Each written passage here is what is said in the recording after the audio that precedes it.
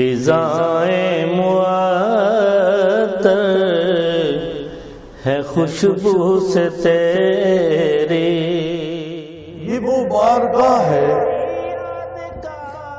جس کے طریقے سلیقے آداب رب العالمین نے سکھائے. فضائیں معطر ہے خوشبو سے تیری.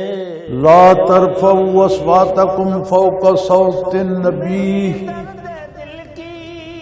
صحابہ بیٹھے ہیں، وہ لوگ بیٹھے ہیں جنہوں نے دین کے لیے گھر بار خیش قبیلے سب کچھ ترک کر دیا. وہ بیٹھے ہیں جنہوں نے جان نچھاور کی، بیٹے قربان کی. فرمایا آواز اونچی نہ ہو. اگر آواز اونچی ہو گئی انتحبط اعمالکم، میں ساری تمہاری قربانیاں میں تمہارے منہ پہ دے دوں. کسی عبادت کی ضرورت ہے.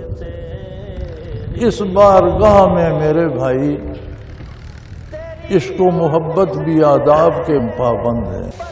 اس کارگاہ حیات کو جو تیری خدمت پر معمور فرمایا، ساری چیزیں عطائیں ایک طرف اور بعثت محمد الرسول اللہ صلی اللہ علیہ وسلم ایک طرف. فرمایا یہ وہ احسان ہے جو تمام احسانات سے بڑھ کر ہے. پر دیکھتا ہوں آپ صلی اللہ علیہ وسلم کی ولادت نہ صرف مسلمان، نہ صرف انسان، نہ صرف مخلوق جو مکلف جن و انس کے تحت کی ہے، بلکہ ہر شے ہر تخلیق منائے. اس لیے وما ارسلناک الا رحمۃ.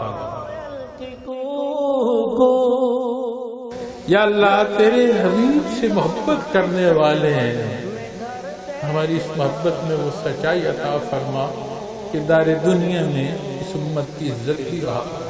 یا اللہ یہ وطن عزیز تیرے نام پر بنا، لاکھوں لوگوں کے نذرانے خون کے لگے ہیں، اس کی حفاظت